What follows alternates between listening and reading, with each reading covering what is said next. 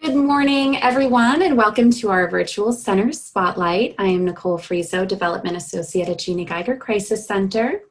So we'd like to use these virtual gatherings as an opportunity to share some information on different programs, as well as the latest news from the center.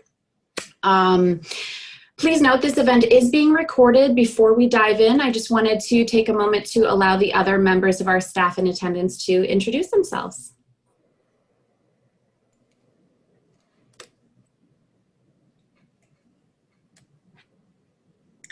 Good morning, everybody. My name is Suzanne Debuse, and I'm the CEO of the Jeannie Geiger Crisis Center. Thank you for being here. Everyone, my name is Eli Adler-Roth. I am the coordinator of the Children's Safety Project. Hi, I'm Michele Penta, and I'm the coordinator of the Intimate Partner Abuse Education Program. Good morning, I'm Kelly Majewski, and I'm the director of advancement. Good morning, folks. My name is Kate Liddy. I am the program manager here at the Crisis Center.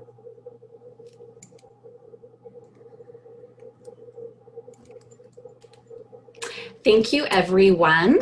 So today you're going to hear from Suzanne, who's going to give an overview of the center. Eli and Michele are going to talk about systemic oppression and intersectionality in domestic violence. And Kelly will give us a little bit of a financial and Giving Tuesday update. During this portion of the program, all attendees are going to be muted to help prevent any sort of background noise. However, there will be an opportunity for Q&A at the end of the session. So at that time, you may unmute yourself and ask our speakers any questions or any follow-up questions that you might have. Or you can connect with me via the chat function. So you can do that two different ways. I just wanted to share a couple of tech-related suggestions. At the top right-hand corner of the screen, you'll have the option to view the event in gallery view or speaker view. So if you're not currently viewing the event in speaker view, we recommend that you switch it at this time, and that in any time, if you have any technical Zoom-related questions, send me a chat. So turn it over to Suzanne at this time. Thank you, Nicole. So thank you to all of you again. It means so much to us when people show up in the morning before their workday start to really hear more about our mission to empower individuals and engage communities to end domestic violence. Excuse me. So typically, sorry, got a little frog.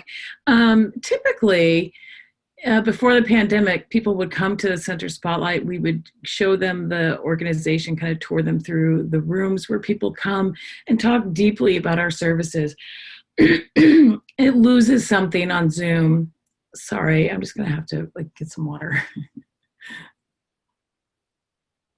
And that still may not resolve it.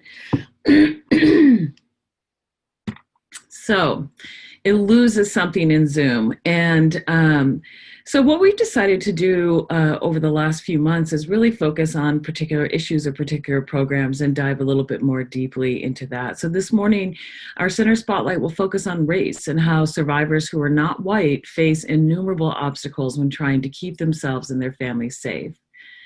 We know that domestic violence affects millions of people in the United States each year. Data shows that 1 in 4 adult women and 1 in 7 men in the United States will experience severe physical violence from an intimate partner in their lifetime. What's more is researchers have estimated that as many as 10 million children are exposed to adult domestic violence each year. So the work of the center, we really look at domestic violence from a myriad of perspectives and through different lenses. And so when we started, the only thing we did was survivor services. And our focus was really to make sure that we grew the programs in ways that survivors would be best positioned for success, so that they could have access to housing and to financial help and to support group, and that we would not only do court advocacy, but we would also have a staff attorney who could help with legal representation. That, of course, we have a 24-hour hotline, but we began to expand the services to include transitional housing and rental assistance and art therapy.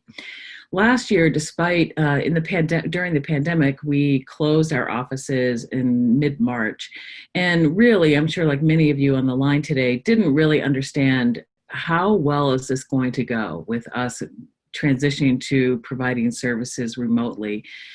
And within about a month, we began to understand that it's going to work and it's going to work well. And so last year, despite that temporary slowdown, we ended up serving 1,200 adult and child survivors and provided them with 14,500 survivor services. The other way that we think about our work is if our mission is to empower individuals and engage communities to end domestic violence, how do we help young people avoid abusive relationships in the future? And so we began in earnest in 2008, really focusing on young people in schools. And so we have really 4 programs. Girls Inc. of the Seacoast area, and the mission of that program is to inspire all girls to be strong, smart, and bold. We have a bystander education program in both middle schools and high schools. We do healthy masculinity work. I think for a long time we've thought about confidence building and self-esteem, and that these were really critical skills and things that we wanted to cultivate with girls, but boys need the same. And so we started to really work on that. And then we also do teen dating violence prevention work, although we call it healthy relationships. We also wanted to look at those women who are most in danger of physical assault or being killed. And so about 15 years ago, we started our homicide prevention program called the Domestic Violence High Risk Team.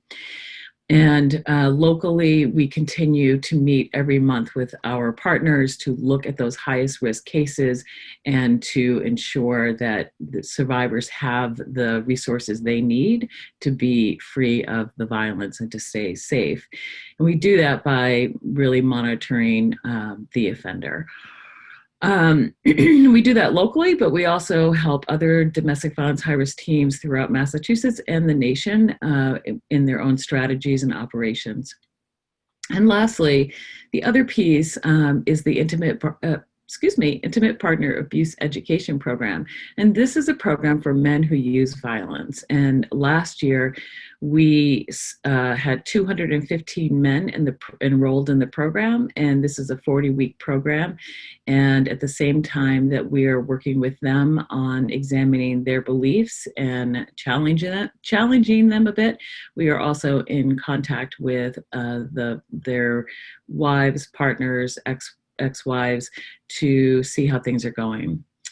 All of our services are provided at no cost to survivors. So it's no surprise to anyone on this call that we're living in very difficult times. And when you add the isolation and the financial strain caused by the pandemic to a situation of domestic violence, things become even more dangerous. Locally, we have seen a 130% increase in the need for financial assistance since COVID. In particular, we're seeing vulnerabilities within marginalized and Black and Brown populations. There was a new study released just a couple weeks ago about the impact of COVID-19 on survivors. So this is kind of a segue into my turning it over to Eli and Michele, but we know now that survivors of color are especially at risk of facing pronounced food and housing insecurity during the COVID-19 pandemic. The financial insecurity is greatest among Black and Brown women survivors, and that survivors of color are at greater risk than whites of halting their education during the COVID-19 pandemic. This is especially true for those who have experienced financial abuse. So there is much to talk about. We obviously are just going to be hitting the tops of the waves on a short call, but I just wanted to welcome you and let you know a little bit about what we're thinking about and how we're trying to strategize how to help people more. Thank you. At this time, I'll turn it over to Eli and Michele. Okay, good morning. How's everybody doing? Thank you so much for coming, and I'm really grateful for the opportunity to talk today about something that's just really important. Center Spotlight is an opportunity for us to talk about our programming, talk about the work in general. We feel that talking about the work is one of the ways that we move the needle and raise the profile of survivors. And certainly in the last few months, there's been some really long overdue attention on the extent to which race and marginalization and systemic oppression in general relate to the work. So the content we're going to share this morning comes from a larger training that we do, Michele and I. It's part of our DV advocacy training, which we deliver twice a year. There are a lot of people in this call who are way beyond a introduction to systemic oppression conversation. So we're intending this more as just kind of a jumping off point for a conversation. At the same time, I think there might be people who maybe haven't thought about white supremacy or at least haven't thought about what white supremacy has to do with domestic violence. We recognize that the domestic violence movement started as a feminist movement. Domestic violence is rooted in systems of oppression, so these themes are really, really critical. I hope you'll done a lot of work on this already, feel comfortable sort of jumping in and sharing when we get to the Q&A at the end. But I'm really just grateful for the opportunity to talk, and I'm glad folks are here. So when we do the training, we start with this quote, and I'll read it. It's short. It's that bone nod moment when you realize the community will do nothing to stop him from showing up at your back door in the middle of the night with the rifle he bought for the revolution.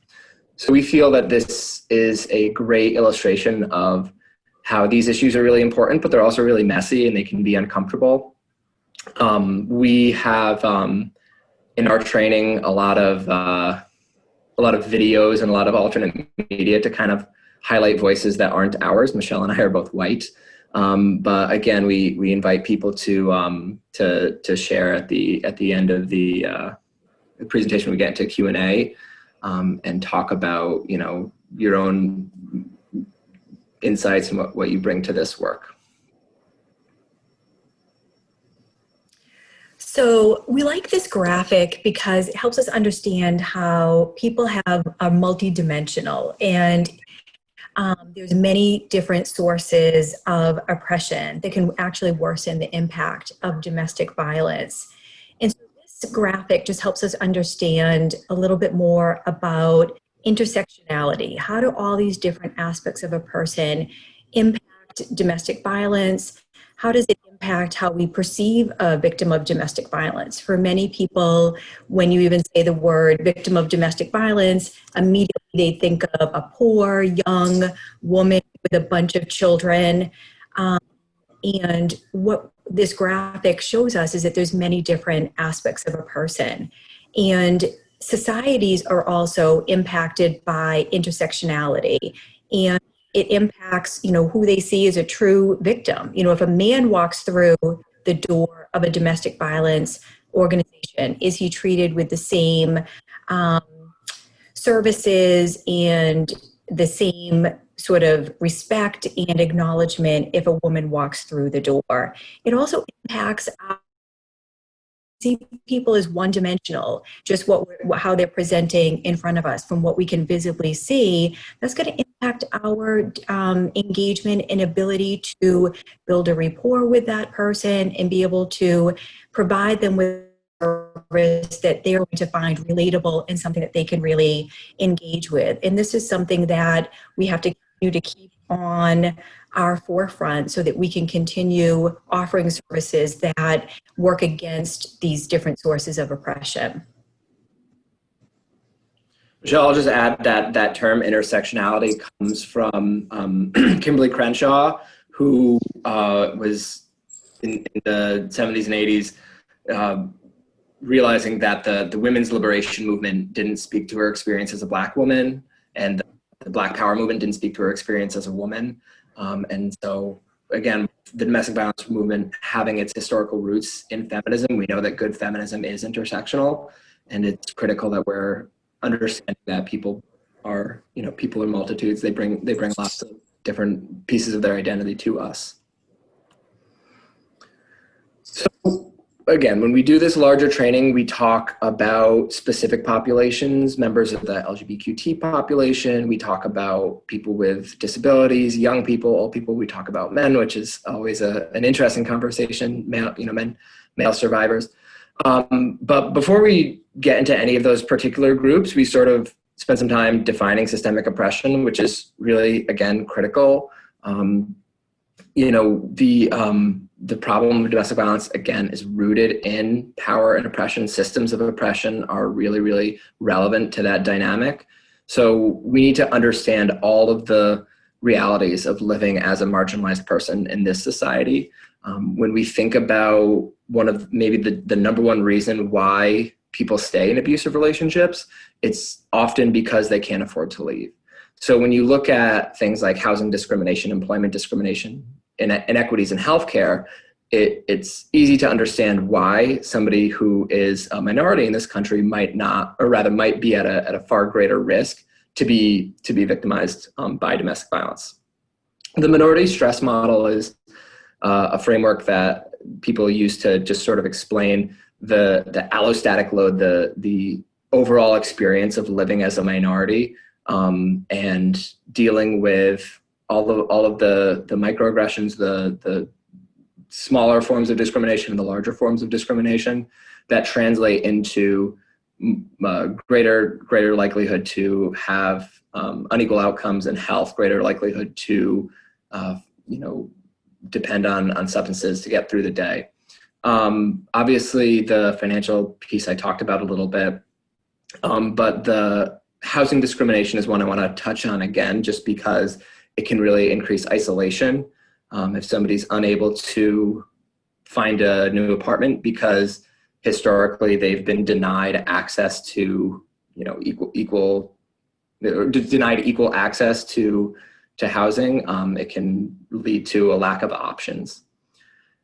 And again, we want to highlight intersectionality, where somebody might experience housing discrimination as a person with disabilities and housing discrimination as a person of color. And when those two things are combined, it can amplify. There's also a dynamic that is really present in a lot of communities where that nobody wants to sort of hurt the community. There's this intense pressure to overperform as a minority. We tend to blame people for their lot in this society, and so nobody wants to make the community look bad. When I talk about the distrust of human service agencies, I think about that as a therapist. Psychotherapy was developed by Freud and his focus on what worked well with white men. So we really understand that this is something that has a lot of there's a lot of weight there. There's a lot of reason why these certain groups might have distrust for human service agencies. Obviously, Suzanne talked about this earlier, where COVID-19 can really amplify the effects of living as a person who's not a member of a dominant group. And we're going to talk about this later on, but the reality is that we're all human and we're all doing work here, and it's a moving target, and we're not there yet. We need to understand that providers bring their own biases into this work and have to unpack their own stuff. And that's something that can impact the reality or the lived experience of domestic violence survivors. So people are probably pretty familiar with this. If you're not, this is the power and control wheel. It was a tool that was developed to help define the survivor experience, help survivors identify the realities of what they were, help them articulate the realities of what they've been living through in abusive relationships. When we do our larger training on marginalized and underserved populations, it's day 4, so people have seen this already 4 or 5 times. And we look at this and we say, okay, so where do you see systemic oppression worsening some of these effects? So for example, male privilege is obviously amplified by patriarchy and heteronormativity. The racial wealth gap can amplify economic abuse. Physical differences in ability make people more vulnerable to intimidation, et cetera, et cetera. So we really, again, want to underscore the point that systemic oppression can amplify an already really unlivable situation. So these are just some the lived reality for Black survivors. We know some of the reasons why, a lot of the reasons maybe we are still trying to understand. But I think that that last bullet point is really shocking and horrifying. It was sort of an old study 10, 15 years ago, but it was done by the CDC. The same study found that the rate of maternal homicide was 7 times higher. So I think it just really underscores the scope of the problem, in particular when we think about domestic violence being cyclical and children who witness growing up with a greater likelihood to be involved in those relationships later on. It really, amplifies our need to focus on the Black community. So we want to spend some time talking about why is it such an issue for the Black community in particular. These factors exist, again, on top of all of the other points we like to make about systemic oppression in general. When we're talking about systems, I really want to emphasize that, it's easy to point fingers at police. There's a lot of focus on police, and that's justified, but it's not just police. DCF is another one where there's some historic mistrust, and some of that you could definitely say is earned. The mental and medical health systems have their own skeletons in the closet, certainly. Let's see. Bernadine Waller is a researcher who talks about domestic violence in the Black community. And she talks about the faith community. She gives a really wonderful TED Talk, which we actually use in our training. And she talks about the faith community. Now, the faith community in a lot of areas has really filled the gap left by traditional human service agencies, right? So if you have a population that's been systematically ignored by anti-poverty programming, it makes sense that a more informal mechanism would come in and fill those gaps. So Bernadine Waller talks about how the faith community often doesn't have the understanding or doesn't have the training. And maybe there's some patriarchal sort of undertones to the faith community's teachings, and how that can lead to survivors being told to stick it out or to prey on it. She also talks a lot about vulnerability and how vulnerability is stigmatized in the Black community. The strong Black woman stereotype is something people are probably familiar with. So if you are growing up experiencing trauma, you may be more likely to fight rather than flight. And that can lead to situations where there's either dual arrest, police come and both people are sort of beat up and they're not able to identify a primary aggressor. And that is, that's another point that she makes as being a major factor. I want to talk to you about the absent Black father myth. So I talked already how there is sort of an attitude in our society that people are to blame for their own lot, their own situation. And a lot of people talk about unequal outcomes in the Black community being the result of Black fathers being less present in their children's lives. A couple of years ago, the CDC did a really deep dive into this and determined what a lot of people already knew, which was that when you adjust for economic factors, Black fathers are actually more involved than those of any other race, including white fathers. And so that's why it's called a myth. But that shame and that stigma is really pervasive. And so there's a lot of pressure on Black survivors to not send their husbands or their partners to be involved in the criminal justice system because they don't want to have their children grow up without a father. The last thing I just want to talk about on this slide is the reality that many people who have negative experiences with the legal system, it's not just about fear of calling the cops. There's also maybe a different want, a different desire. We really talk about this in our larger training with the Indigenous community especially, but it's true with the Black community as well, that sometimes people don't want a punitive response. Sometimes people want more of a restorative or more of a collaborative approach. And we have a legal system that doesn't always provide that. So this is definitely on the front burner for us, Black Lives Matter and domestic violence. It's something from our organization perspective we have to carefully balance. On one hand, our organization collaborates with law enforcement, and there's a lot of positive outcomes that have come from that. Police intervention may be the most critical, it's life-saving, and has a very strong response for intimate partner violence.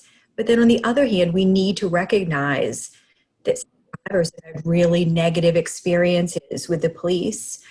Many survivors find the entire system as traumatizing, and we'll say that going through the process has actually been worse, and that this can even be worse for the marginalized groups.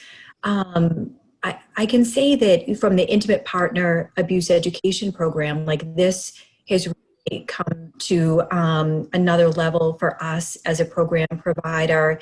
You know, I've been in the program for January will be 25 years, and I can't tell you how many times I've said to abusers, cops don't lie.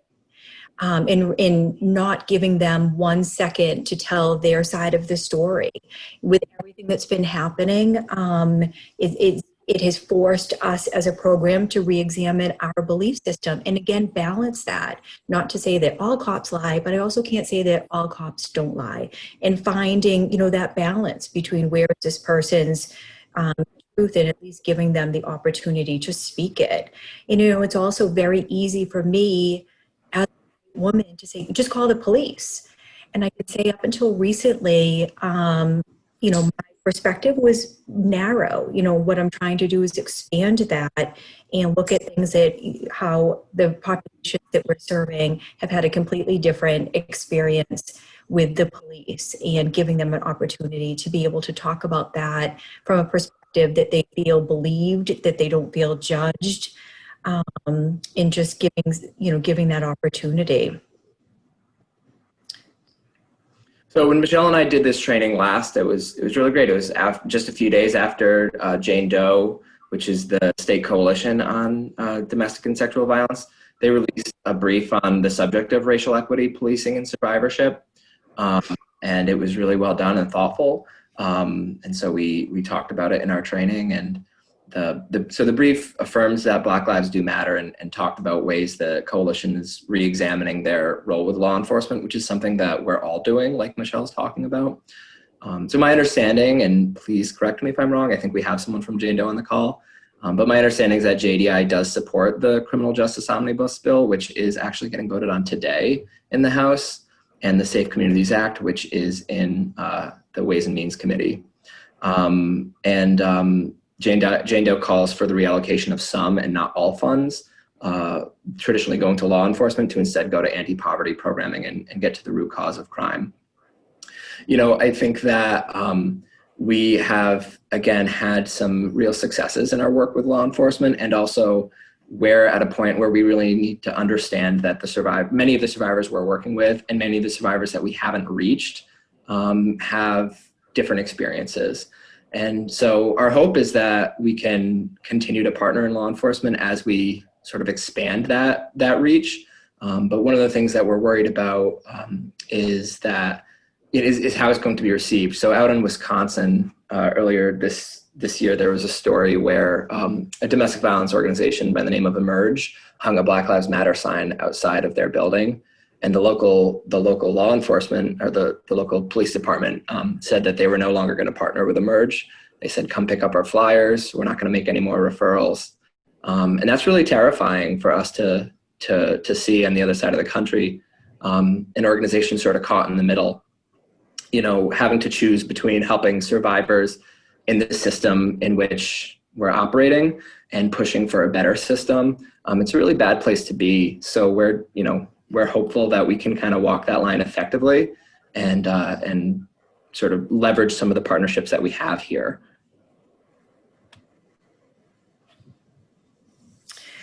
So what other factors contribute to groups being underserved by domestic violence agencies? I got to tell you, we have really looked at this extra hard since George Floyd. We're really beginning to look at, you know, where are our services located? Are we in communities where we can reach, where everyone can reach us and we can reach other people who need us? Who do we hire? The bottom line is people want to work with people that they that they can relate to, people that look like them. So we're looking at that. What languages do we speak? How services are tailored? What cases we prioritize? We're also looking at, who appears in our advertisements and promotional materials. If we just put visualizations out there that look like, white women, that feels very narrow. So we're trying to expand that in the hopes of being more user-friendly to a variety of people. And communities are we doing outreach in? And also looking at our just lack of understanding. As we move forward, we're really trying to examine our approaches. We are continuing to hold each other accountable. We continue to dig deeper. We're open to feedback. And really staying committed to this and looking at the services that we offer from a different framework, a wider framework. And we're going to make mistakes. We continue to make mistakes, and there is a lot of room for improvement, but I can tell you that this is something that we as an organization are really committed to continue looking at this issue and how we can offer services to our clients.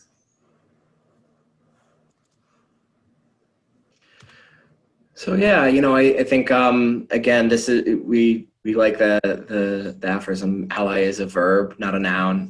This is something that we're working at constantly, and it's really great to have the opportunity to talk about it. And so we're looking forward to Q&A, but for now we're going to kick it over to Kelly for the financial update. Kelly, you're muted.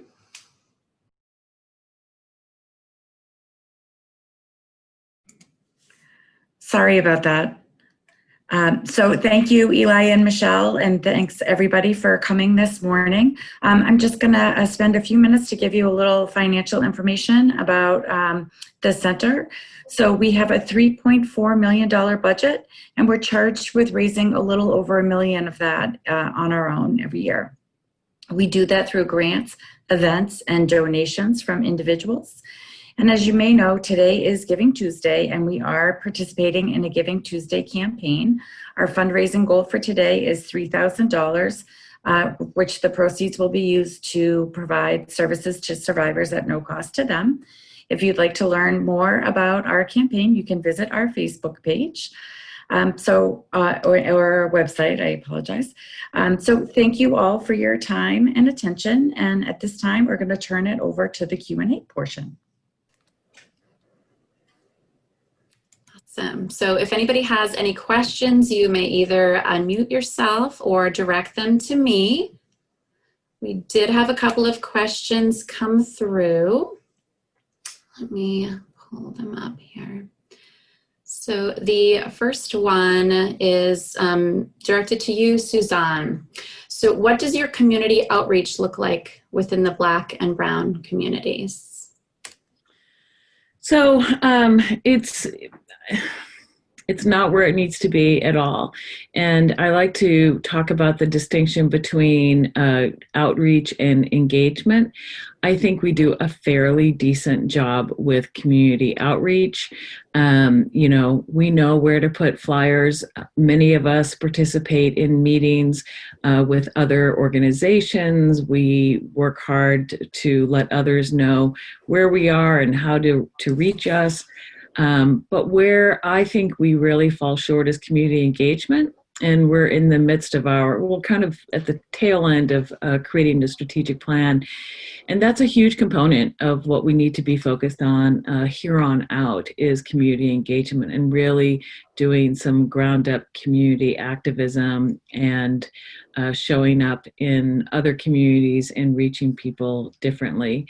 I think I know Eli, Michelle, Kate, and I are all part of different groups that are meeting to talk about this, but we have a long way to go. I would just add to that, I think that, we have some people from the YW here this morning, but partnerships have been really important for that. We we understand where our roots are as an organization, and as we grow, we pay respect to the people who have been in communities doing work for a long time.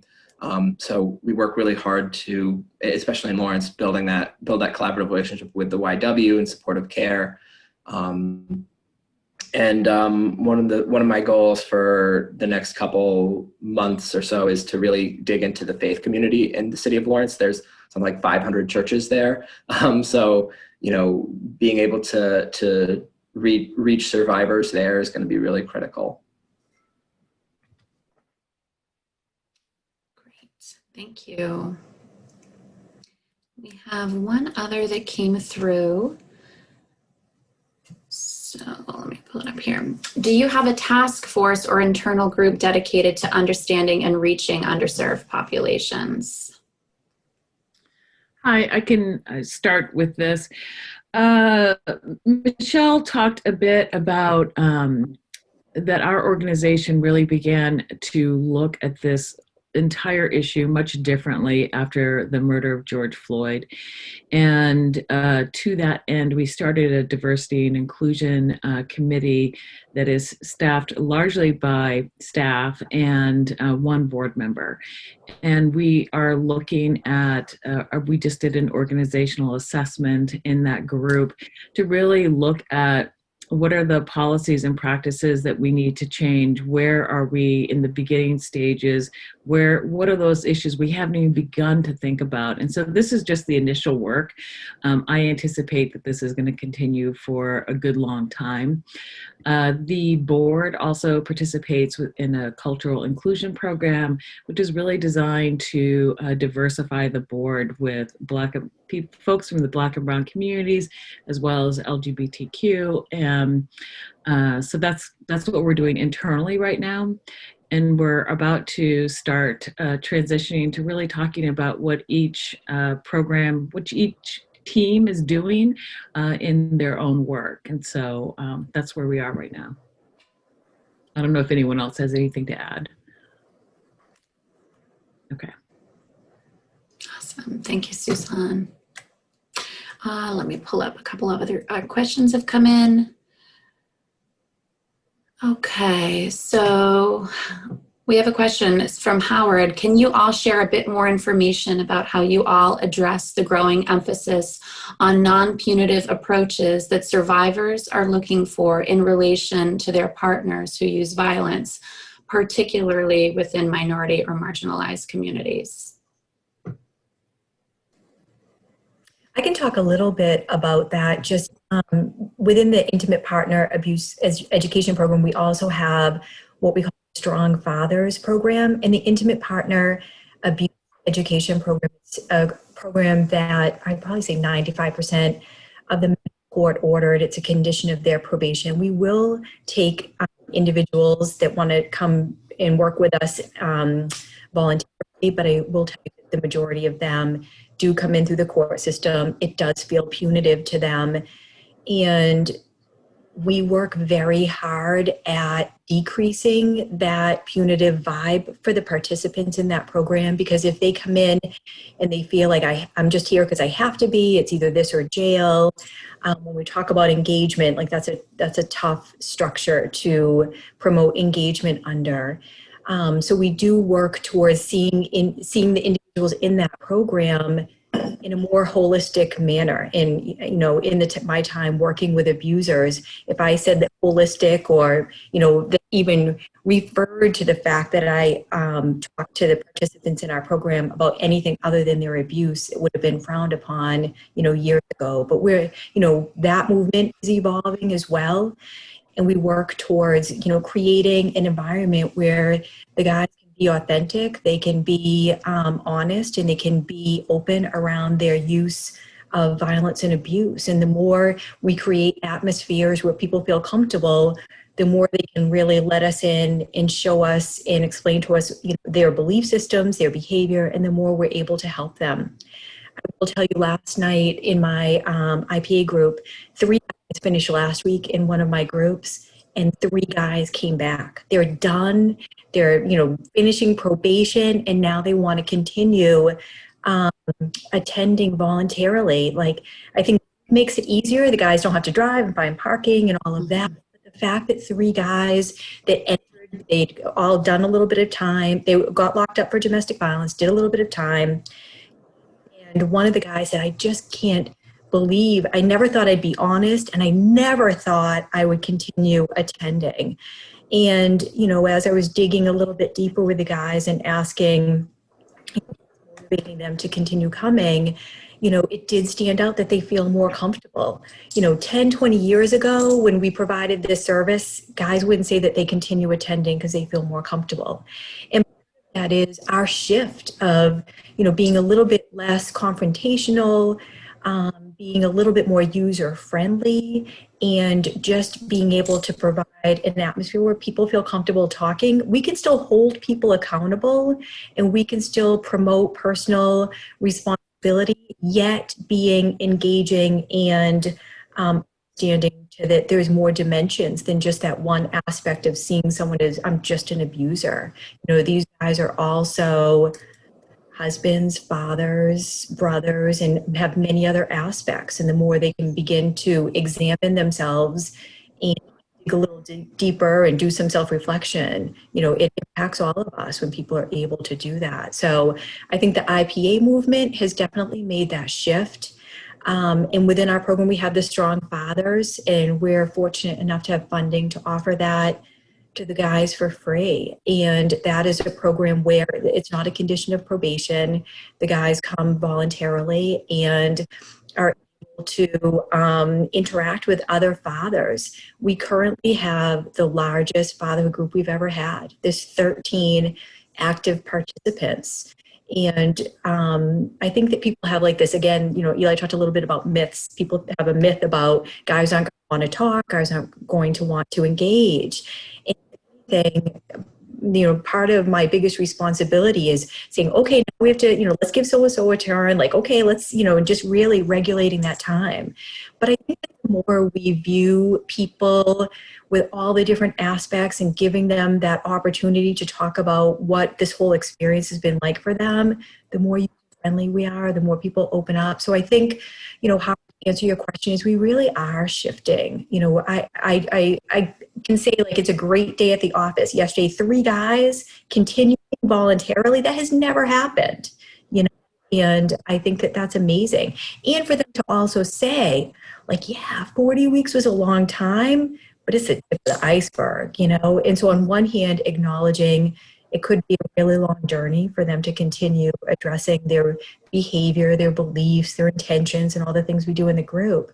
But being willing to continue working on that. And then also to be able to say that their partners and their children see an improvement. You know, one guy was saying last night that this was like the first Thanksgiving that he was welcome in his home. You know, wanted him around, and that meant a lot. You know, he wanted to continue that.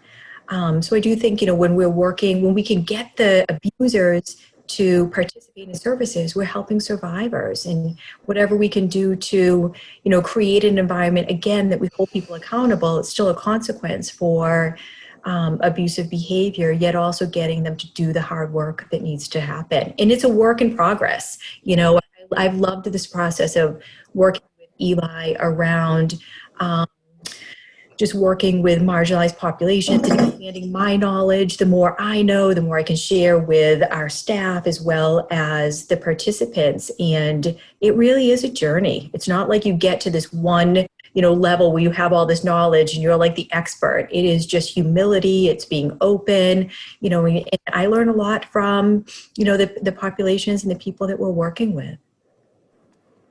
So Did I answer your question? All right. I was just going to offer an answer for survivor services too. So, you know, I think the first thing that I would say is just the obvious thing, like the empowerment model. You know, that's work that we do as an organization. It's work we do as individuals, just to communicate. We're not going to be that organization that tells you to call the cops. We're not going to be that organization that tells you to leave, get a restraining order. But on a deeper level, I think that we need to, you know, in the clinical department, we're looking much more closely at working with offending parents. You know, it's very easy for us in the beginning to just be like, well, we don't work with abusers, period, end of, right? But for these kids who, especially the younger kids who are living with the abusive parent, maybe 50% of the time, maybe more, as we've seen with COVID, a lot of families have reintegrated, moved back with one another because of the financial restraints, the lack of childcare.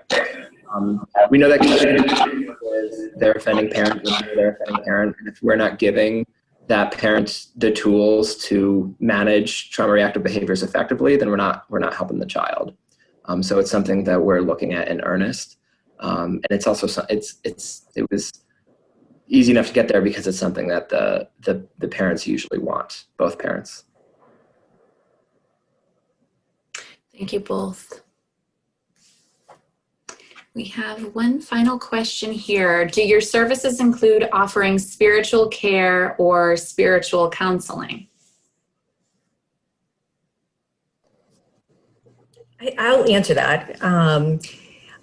I would say no, not really. But again, that's one of those areas that we're moving closer. We're looking at, we're examining and making room for. And I think that, from the IPA perspective, we always, we're overseen by the Department of Public Health, which is a really pretty rigid organization, at least initially. Like this is our curriculum, this is how we do it, and I think, again, as we evolve, it opens up to have, more conversations and being able to put that as another potential tool, another aspect. I know in the IPA program, we do have conversations about that a lot more than we used to. I think for a long time, it just, felt like we had to just stay hyper-focused on ending abuse. That's all we talk about. But now, evolving and being able to bring in other dimensions that are going to make a person feel supported. If people feel isolated and depressed and empty, that's going to shape their view of themselves. It's going to shape their behavior. So anything that we can bring in that's going to help people feel more supported, we're definitely willing to do that. But I know even from the IPA perspective, when a guy is talking about maybe struggles or what's going on, we do bring some of those perspectives. And, I'll even offer some books. If I tell a group of 15 abusers about, a certain book, there might be one guy that maybe takes a look at it, and then he might come in and share what he learned. But I think that that's another one of those areas that we're beginning to expand upon and utilize some of those tools that it offers as well. And Eli, you were talking about, doing some outreach within the churches. Yeah, again, so actually one of the things that popped in my head while you were talking, Michelle, is just recently I learned that the rate, for men who are assigned to IPAP, their completion rate is greater if they are asked to do so by a faith leader than if they are asked to do so by probation, which I think is really cool. So again, I think it just speaks to the importance of the stereotype meeting clients where they're at, understanding that for communities for whom faith is really, really important, that we need to show up and we need to be there, and we need to honor that part of their experience. At the same time, understanding that no one group is a monolith. And I supervise a Black clinician who always says to me, he's like, I'm not religious. Don't assume I'm religious because I'm Black. Well, she doesn't say that to me, like specifically, but I think that it's important to recognize that that lived experience for many people, and have it available, and also understand that it's not universally true. Thank you, Eli. Thank you, Michelle. Looks like that was the end of our chat questions. So if nobody else has any additional questions, we just wanted to thank you again for attending. So Kelly Majewski is going to be in touch within the next week or so just to get your feedback and get your thoughts and see if you have any additional questions. So thanks again for being here today, everyone. Yeah, thank you. Have a wonderful day. Thanks, everybody. Thank you.